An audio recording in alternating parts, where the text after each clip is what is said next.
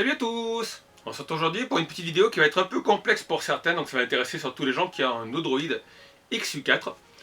C'est un petit tuto sur comment installer Odroid Game Station Turbo. OGST normalement le nom abrégé. Donc cette vidéo fait suite justement à la vidéo de ce petit boîtier Odroid qui a une spécificité, c'est qu'il y a un écran LCD qui affiche des petites vidéos par rapport aux consoles que vous utilisez. Par exemple, si vous utilisez un Neo Geo, vous voyez le petit logo Neo Geo qui tourne. Donc pour ce tuto, il vous faut forcément l'Odroid et le boîtier. Alors, je vous mettrai les liens vers où acheter l'Odroid et le boîtier dans la description. Rappelez-vous que pour l'Odroid, par contre, qui n'est pas donné, il est à 78 € je crois. J'avais payé 25 € de douane. Par contre, l'Odroid est vendu avec son alimentation. L'alimentation n'est pas en plus.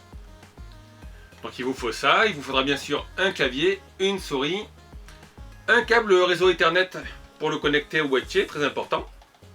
Puisque par défaut, il n'y a pas de carte Wi-Fi intégrée. Ensuite, il vous faudra donc une carte SD. Alors moi j'ai mis une 32 Go, vous pouvez mettre une plus grande si vous voulez.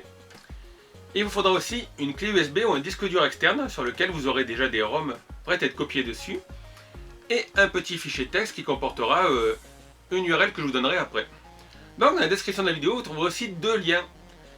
Des liens en raccourci par go.gl, donc le raccourcisseur de Google. Donc au premier lien, vous cliquez dessus, vous téléchargez l'image. C'est une image qui fait 1 gigaoctet, c'est l'image d'Odroid Game Station Turbo, la version qu'il faut pour ce boîtier. Enfin du moins pour cet écran surtout. Le deuxième lien, vous le copiez, vous le mettez dans un fichier texte que vous mettrez, je vous l'ai dit, dans un disque dur externe ou une clé USB. C'est le lien vers le forum d'Odroid. Donc ça c'est très important pour la suite, puisque c'est là où on récupérera la ligne de code qui permet de mettre à jour votre Odroid.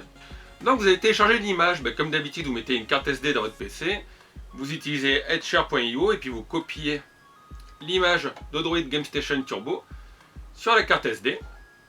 Ensuite, vous allez brancher votre Odroid, donc vous branchez, je vous l'ai dit, un clavier, une souris, un disque dur ou une clé USB externe. Derrière, vous branchez, bien brancher le câble réseau Ethernet, ça va être indispensable. La prise HDMI, l'alimentation. Et puis vous mettez donc votre carte SD qui a été fraîchement formatée. Hop, vous la mettez dedans.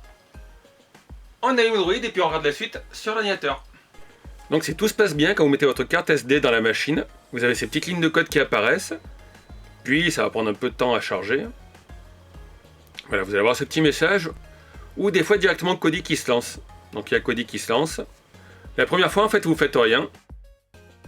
Vous allez avoir un message qui va se mettre pour faire des mises à jour, vous cliquez non, et vous pouvez appuyer sur échappe pour sortir de Kodi. Donc normalement l'écran devrait rebooter au bout de 2 minutes. Donc si ça ne fait pas, vous allez en haut dans la barre d'action, vous voyez marqué système avant les icônes. Système, reboot. Là le système va se relancer. Ça va encore démarrer sur Kodi, donc je vous montrerai comment on fait pour désactiver Kodi dans une prochaine vidéo. Donc comme toujours, l'écran est un peu long à charger.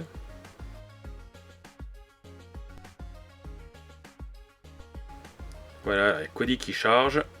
Donc Kodi, en fait vous cliquez sur le petit bouton en bas, celui-là, et vous cliquez sur Exit.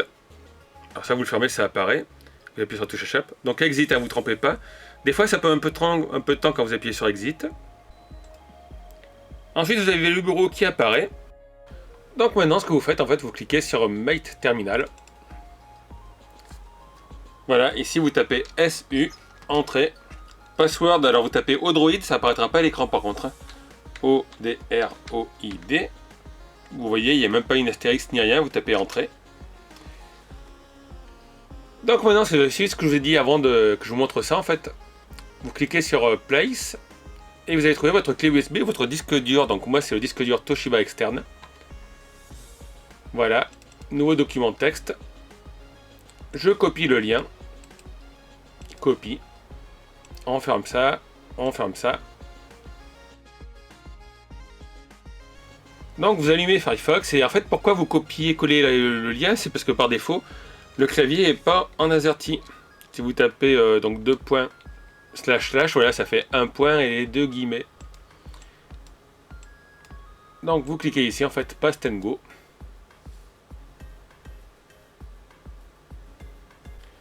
Voilà, vous tombez sur la page du forum. Alors c'est en anglais mais vous inquiétez pas, c'est pas gênant. Vous descendez un petit peu. Voilà, vous avez quelques images.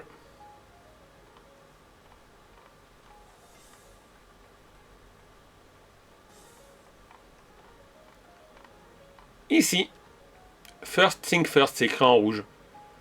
Donc vous copiez cette phrase qui est en dessous. Hop. Voilà, copie. Vous allez ici sur la fenêtre qu'on a ouverte. Juste là où ça clignote, c'est pas compliqué, vous tapez Paste et vous appuyez sur Entrée. Ça va mettre à jour votre version. Alors restez devant l'ordinateur, ça va prendre 20 à 40 minutes. Enfin vous restez devant l'ordinateur quand vous lancez ça. Parce que de temps à autre, il va vous demander de cliquer oui ou non, yes or no. Voilà, vous voyez, do you want to continue, donc vous cliquez yes, entrée. Et ça, il va vous le demander, je crois, 3 ou 4 fois.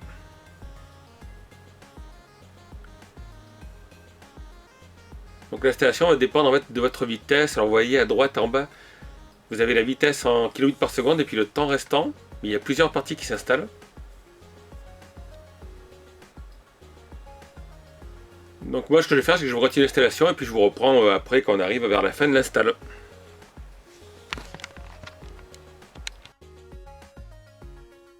À un moment donné vous avez cette page, donc vous ne compliquez pas la vie, vous cliquez OK.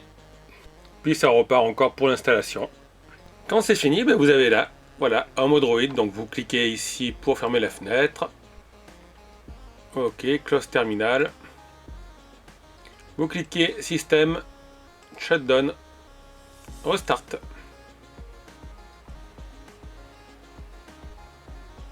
Donc toujours pareil, vous allez avoir Kodi qui va se lancer. Je vous montrerai enfin dans une prochaine vidéo comment on change ça. Donc vous cliquez ici, le petit point, exit.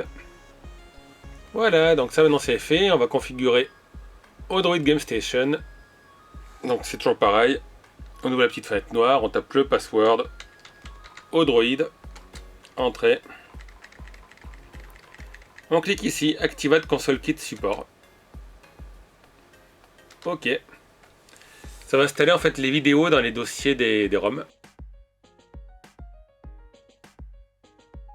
Donc du coup ça va récupérer les vidéos sur internet. Voilà, c'est tous les logos qui sont téléchargés. Hop là, LCD Display configuré et activé. Vous cliquez OK. Ensuite vous descendez.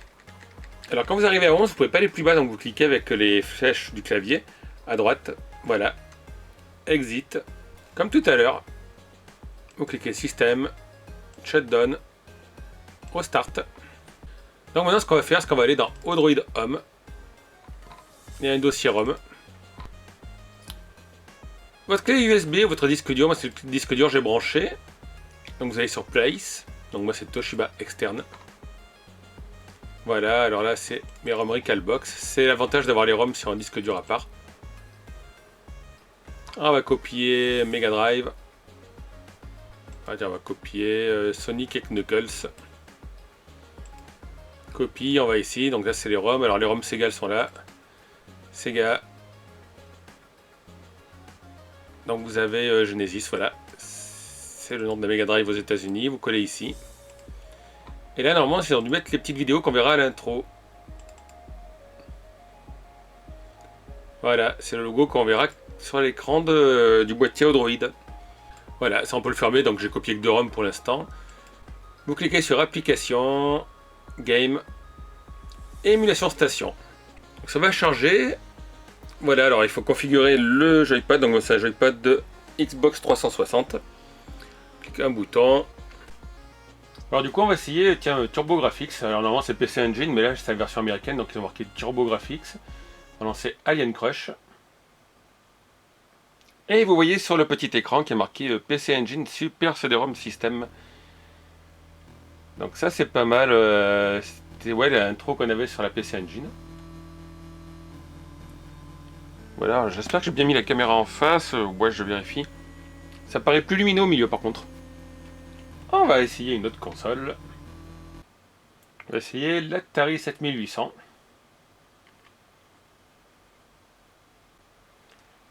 Hop là, Donkey Kong, et là qu'est-ce qu'on a? On a une petite intro avec un petit Space Invader qui se transforme. Ouais, une belle intro par contre.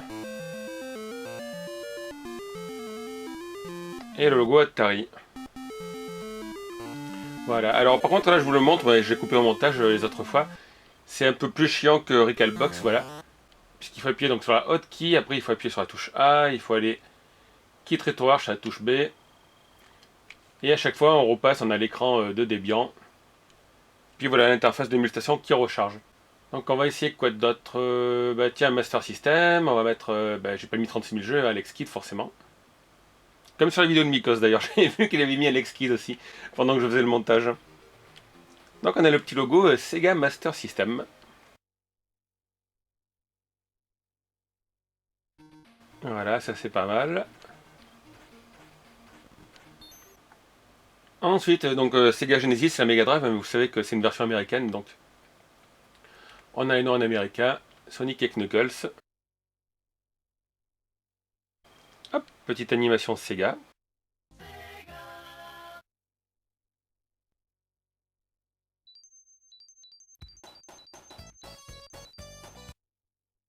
Et on va essayer dernier Game Boy Advance, donc Nintendo Sega, vous l'avez déjà vu sur ma dernière vidéo. On va lancer un jeu Game Boy Advance.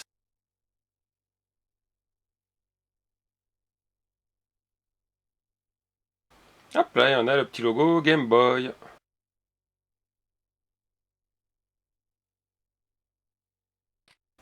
Donc tout ça, c'est vraiment pas mal. Ah, donc je vous dis, pour quitter les jeux, il faut faire comme ça. Voilà, quitte RetroArch. Et par contre, pour quitter Emulstation, donc il faut attendre que ça recharge. C'est comme sur Recalbox. Start.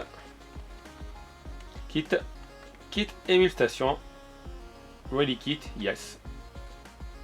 Donc là, vous pouvez voir que l'écran est en français. Je vous montrerai sur une prochaine vidéo comment faire. Après, quand vous avez fini, vous voulez éteindre votre droïde, et vous cliquez ici, système, éteindre ou shutdown, c'est encore en anglais. Éteindre. Et il ne vous manquera plus qu'à débrancher l'alimentation. Voilà, donc j'espère que vous avez suivi. J'ai pas trouvé mon truc compliqué. Après, je vous dis, vous avez une vidéo de Mikos. Il utilise une autre façon de mettre à jour le système. Vous avez aussi la vidéo de Taprime. J'ai vu qu'il y avait une vidéo de Retro 8 Byte, un anglais aussi, ou un américain qui avait une autre façon de faire. Mais tout ce qu'il faut, c'est que vous mettiez l'image à jour, comme je vous l'ai dit. Après que vous activiez l'écran LCD. Donc dans une prochaine vidéo, je vous montrerai comment mettre l'interface en français, l'interface de la console. Et comment aussi mettre un clavier en AZERTY, puisque le clavier QWERTY c'est chiant. Mais bon, si vous mettez juste la carte et que vous copiez des ROM, en général vous aurez juste besoin d'une souris pour pouvoir... Ah oui, je vous montrerai aussi comment désactiver Kodi. En fait, pour désactiver Kodi, c'est pas compliqué. Vous allez sur le bureau, vous cliquez Configure Odroid Game Station Turbo, et c'est le choix numéro 4. Activate, donc Désactivate, XBMC, Kodi, Add Startup. Voilà, comme ça, vous mettez le choix 4. Et vous pouvez désactiver, c'est le même endroit où vous aviez activé l'écran LCD justement. Donc ensuite, vous avez vu, vous n'avez qu'à copier des ROM. Par contre, ouais, j'ai cherché un petit peu, mais je suis pas très familier avec le système. Et je vous avoue que j'ai pas trouvé où on mettait les BIOS de la Dreamcast. Il marque qu'il y a un dossier Reicast, mais je ne l'ai pas trouvé. Donc pour l'instant, si vous voulez vous en servir et que vous êtes comme moi, vous y connaissez pas trop, installez juste des ROM de console dont il ne faut pas de BIOS. Donc vous avez les ROM PC Engine, vous avez les ROM Master System, Mega Drive, Super Nintendo, NES. Vous avez vu, Atari aussi démarre tout seul. Donc après, où est-ce qu'il faut des ROM? Normalement, il faut des ROM pour la PSP, la Dreamcast. Pas des ROM, des BIOS. La Neo Geo, vous n'êtes pas embêté parce que le BIOS Neo Geo, c'est le BIOS Neo Geo.zip, mais lui il se met dans le tiroir des ROM. Donc si vous avez un Recalbox, vous avez déjà le BIOS Neo Geo qui est avec vos ROM Neo Geo. Vous ajoutez les copier dans le dossier ROM Neo Geo. Donc voilà, j'espère que quelqu'un sortira une image d'Odroid Game Station Turbo déjà remplie avec des ROM, ce serait plus pratique. Sinon, j'ai vu qu'il y a des concepteurs qui travaillent déjà avec RetroPie pour faire activer l'écran. Donc qui sait, peut-être qu'on aura une version de Recalbox qui marchera avec l'écran. Ça sera quand même plus simple. Parce que là, voilà, vous l'avez vu, à chaque fois, en fait, vous êtes obligé de booter sur l'image du système, de lancer Emulstation, donc c'est un peu plus lourd. Par contre, l'avantage, c'est que vous avez différents programmes, d'autres émulateurs, peut-être qu'un jour je vous les montrerai. Mais il faut que moi aussi je m'instruive, et puis le problème, honnêtement, c'est que voilà, quand je vous fais une vidéo tuto, par exemple, je vous fais des vidéos tuto sur les thèmes pour Recalbox, j'ai à chaque fois 36 000 questions et j'ai pas le temps de répondre à tout le monde. Un tuto amène beaucoup de questions et malheureusement, vous le savez, je fais pas que des tests sur ça. Je fais aussi des tests de goodies, des produits geeks, hop, par exemple, là voilà, la lampe poussin, le réveil Game Boy. Donc c'est un peu le problème, j'essaie de vous faire des trucs simples, mais après c'est vrai que ça prend beaucoup de temps. En tout cas, vous avez été nombreux à me le demander, donc voilà le petit tuto, c'est pas compliqué, je vous l'ai dit, vous gravez, enfin vous copiez l'image sur la carte SD, vous la mettez dans le boîtier. Vous suivez bien mon tuto pour installer, pour mettre à jour Odroid GameStation Turbo. Vous copiez des ROM qui n'ont pas besoin de BIOS dans le dossier des ROM adéquat. Après vous lancez, vous configurez la manette et vous pouvez jouer. Et puis voilà, le petit truc sympa, c'est l'écran qui s'allume. Donc si vous avez des questions, j'essaierai de vous y répondre, mais je vous le dis, moi-même je suis novice là-dedans. Moi je vais surtout installer des ROM de console 8 et 16 bits, classique. Après voilà, l'écran c'est quand même juste un petit gadget, mais rien que pour le boîtier, moi je trouve quand même que ça vaut le coup. Parce qu'au moins il est bien protégé, comme je vous l'ai dit dans ma dernière vidéo, où je présentais le boîtier, pour l'Odroid XU4, il n'y a pas beaucoup de jolis boîtiers. Vous n'avez que des gros boîtiers massifs, donc celui-là, moi je suis fan. Donc comme d'habitude, je vous dis, n'hésitez pas à laisser vos questions, vos commentaires. Laissez un petit pouce si la vidéo vous a plu, si ça vous a pas trop saoulé. Et puis abonnez-vous si vous n'êtes pas encore abonné à la chaîne. A bientôt tout le monde, ciao.